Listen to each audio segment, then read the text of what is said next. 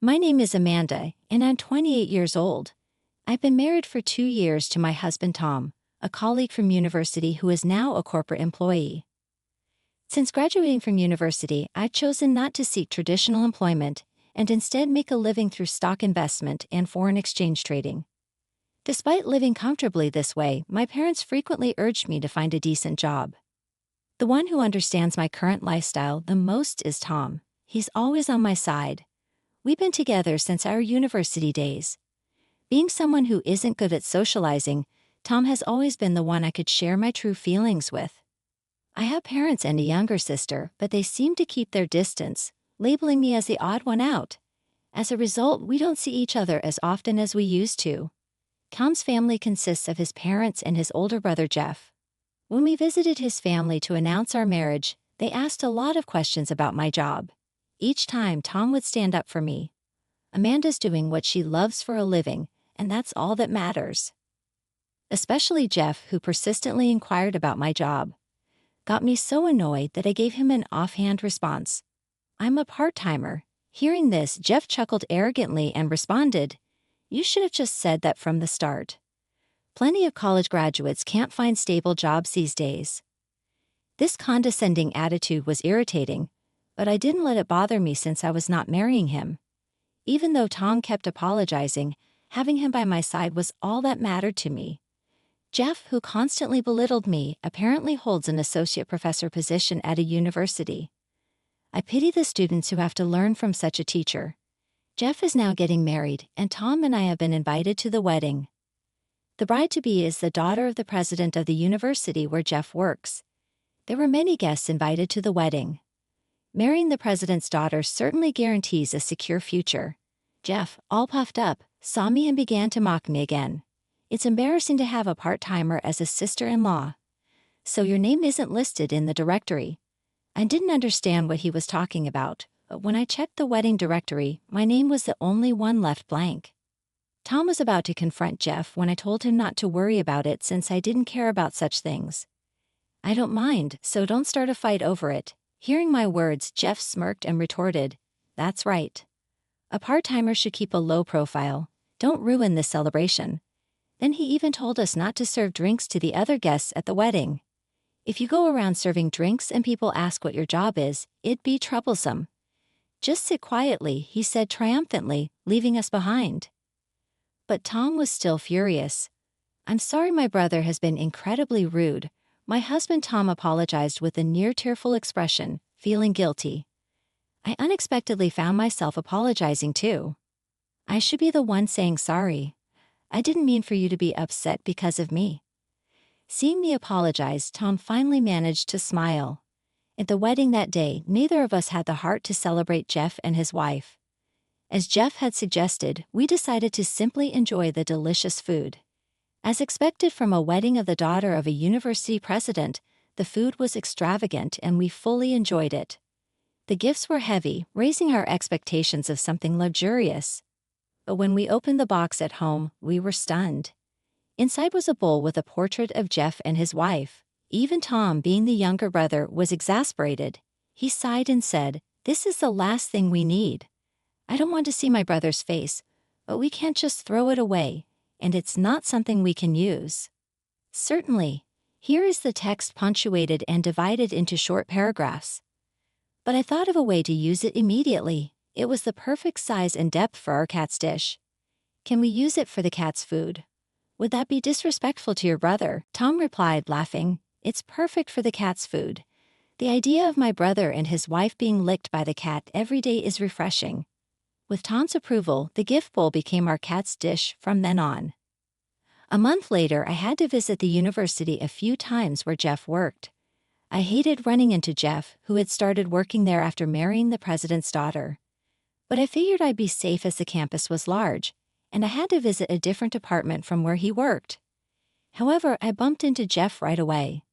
Seeing me, Jeff looked surprised. I quickly averted my eyes and pretended not to see him. But Jeff approached me and started shouting, "Why the hell are you here? I'm calling the police for trespassing." Jeff's loud voice drew a crowd of students. In front of them, he began mocking me. "What's a deadbeat like you doing here? Did you come to eat cheap lunch at the cafeteria? Being shy, I fell silent, but that seemed to amuse Jeff even more. He started telling the surrounding students, "This woman is a part-timer. Even after graduating from college, if you don't study hard, you'll end up like this." I could see the students giggling and I felt like crying. Then a voice interrupted Jeff's rant from behind. Turning towards the voice, I saw a familiar professor and felt relieved. "What on earth is happening?" he said. "She's my invited guest, my brother-in-law." Jeff was momentarily taken aback by the words, but he quickly retorted, "Isn't there some kind of mistake? This girl is just a part-timer." Another professor who arrived late and knew me corrected Jeff. "She is not a part-timer. She's a research collaborator in the economics department." Regardless of what the other professors said, Jeff seemed unconvinced. Ever since marrying the president's daughter, he's been condescending even to the older professors. The professor who invited me, thinking it was pointless to argue with Jeff, took my hand and led me away from the scene. As I left, the students also dispersed, but Jeff didn't seem amused. He seemed to follow me, barging into the room I had been wheeled into. Despite the presence of many senior professors in the room, Jeff continued to ridicule me with his words. "What's this about? She's a part-timer, right, dumb walking girl? Don't wander around the university." Upon hearing his offensive words, the senior professors in the room began to shudder in a panic. One of the senior professors ushered Jeff out of the room, but I could hear him whispering to Tom, "Your career is over." Jeff didn't seem to care about what was said. After all, with the president in his corner, he had no fear. But at some point, the president had entered the room I was in. The president immediately apologized to me. "I am deeply sorry. Our associate professor has spoken out of line. Allow me to apologize on his behalf." The other professors also apologized to me, to which I responded that I didn't mind. In reality, I was filled with rage almost to my breaking point, but I displayed mature composure. I had not planned to meet with the president that day, but he seemed to have come unexpectedly. I was conducting research with the professors of the economics department at this university on financial engineering. When I say research, I mean we're verifying whether or not the theory I use in my stock and forex investment operations is correct. Since my university days, I've been conducting financial transactions based on my unique theory. I've been exchanging opinions with a professor I met on social media. As the professor noticed my good investment performance, they began to verify it with me. I started to be invited to the university as a research collaborator. The university had repeatedly suggested I work as a lecturer, but as I'm not comfortable speaking in front of others, the idea was impossible for me. Since participating in the research also benefits me, I visited the university a few times a month to confirm the results. But I didn't realize it was the same university where Jeff works until he got married. When I looked at the guest list at the wedding and recognized a name, it turned out that the president of this university was the bride's father. Although there were other university-related guests, it seemed that no one noticed me. My name had been removed from the list, and I had been told not to serve drinks, so I never left my seat. With a wedding of such scale, no one was expected to notice someone as unremarkable as me. The reason the president and professors were in a panic is because I'm a major donor to this university. Ever since I started conducting research with the university, my investment performance has improved significantly, and I have been donating a substantial amount of money each year. In addition, the theories I'm researching are also being provided to hedge funds and investors abroad, which seems to be bringing in a considerable amount of donations as well. As a private university, donations and sponsorship funds are crucial to its operations, earning a substantial amount of money from the research I am involved in. Upsetting me would be a serious problem. If I got angry because of my brother-in-law Jeff's rude remarks, withdrew from the research, and even the donations ceased, it would greatly affect the university's operations. That day was no longer a situation to discuss investment theory. The president and the other professors just apologized to me, so nothing was settled.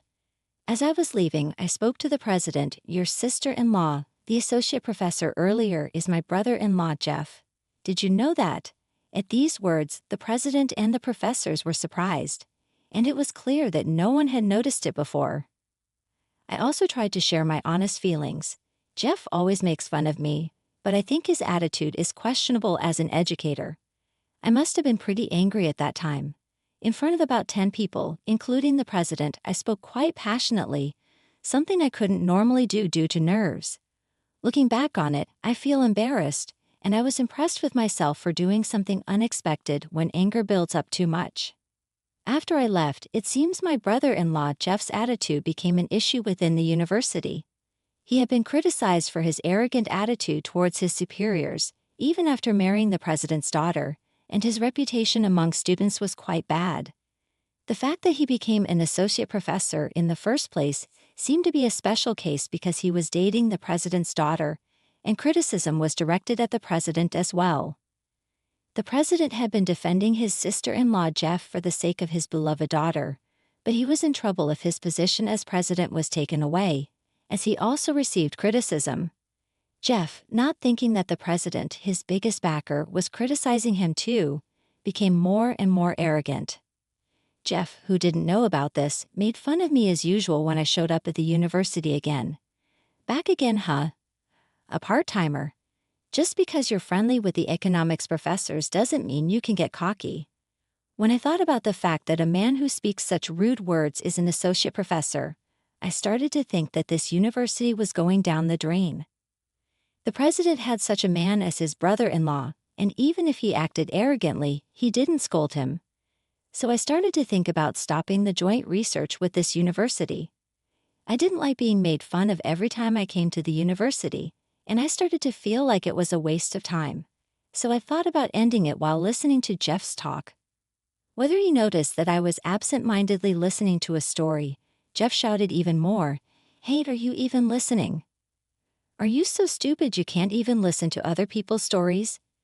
Then a louder voice from the president resonated, "Jeff, you are the fool." When the president appeared, even my overbearing brother-in-law, Jeff, became still as a statue. Seeing him like that, I couldn't help but burst into laughter.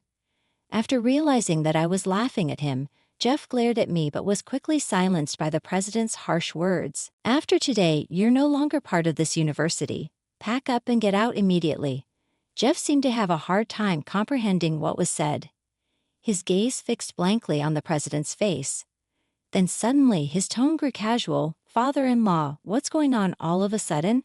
Are you trying to surprise me?" In response, the president, his face crimson with rage, yelled again, "You have no right to call me your father-in-law. I want you to divorce my daughter as well." The sudden talk of divorce took me aback.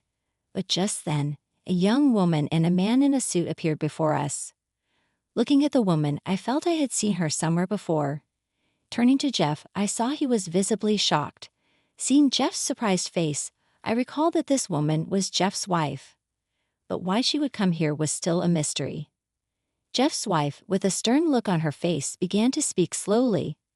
"I suspected you were acting strange, so I had a lawyer investigate, and they managed to get these photos." As she spoke, the man in the suit pulled out several photos from a bag and showed them to Jeff. Peering at the photos from behind Jeff, I clearly saw him arm in arm with a woman I didn't recognize. Jeff seemed surprised, and I also let out a gasp of astonishment. I understood why the president had mentioned divorce, but I felt it was unnecessary to discuss it in the middle of the university, especially in front of me. Jeff's wife continued to address the flustered Jeff. "That's divorce, just as Dad said. After all, you were just using him, weren't you? You never loved me." The unfolding drama had my heart racing, but seeing the tearful face of Jeff, who was about to cry, brought me joy. Moreover, when Jeff's wife said she would also demand the property division, Jeff began to apologize. "I won't cheat on you again, please forgive me." Watching Jeff in a panic was quite enjoyable, and I was almost tempted to take a picture to show my husband. Maybe the president called me here today to let me see Jeff suffer. Despite Jeff's pleas, his wife didn't change her mind and told him she already hired a lawyer. I hadn't expected things to progress so quickly, and as I watched bewildered Jeff close, he turned his frustration on me. "What are you looking at? You're just a part-timer. It's none of your business. Get out of here." At this point, the president began to speak on my behalf. "You always yell part-timer at Amanda, but she's a skilled investor. She's doing joint research with her economics department, and even gives generous donations. She's a much more valuable person than you ever will be." Finally, it seems like Jeff began to believe the president's words as he silently looked up at me. That timing was just right, so I gave my brother-in-law Jeff a piece of my mind. "I expect an apology from you too." Reluctantly, Jeff apologized to me. The president must have intended for Jeff to apologize to me too, hence his orchestration of this whole event. Showing off evidence of his affair, weakening Jeff completely, and talking about me to further weaken him.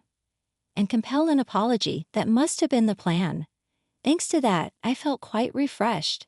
Seeing Jeff apologizing to me while Jeff looked down in despair, the lawyer was explaining the demand for the property division. Meanwhile, I bid Bob farewell, ready to leave.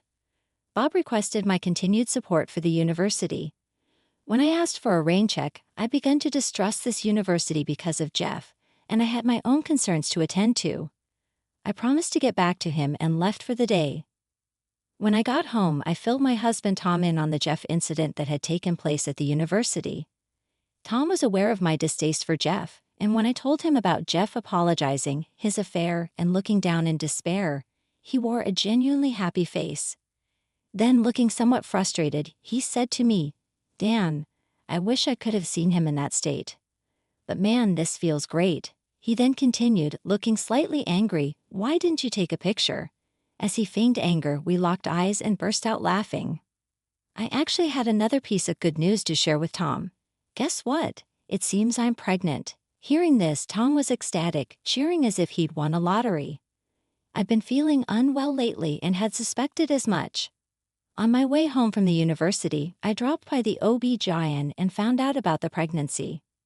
I felt a bit guilty for Bob, who had gone to such lengths to orchestrate Jeff's apology, but I decided to put my cooperation with the university on hold. Bob seemed disappointed, but he said he'd wait until I finished with child rearing. When I suggested reconsidering at that point, when I casually asked Bob about Jeff, he informed me that Jeff, who had officially divorced, was not only unemployed but struggling to find a new job. Jeff was trying to sell himself to other universities, but his arrogance was well known and no offers were coming in. Ultimately, Jeff's arrogance boomeranged back on him, and the comeback was even bigger than expected.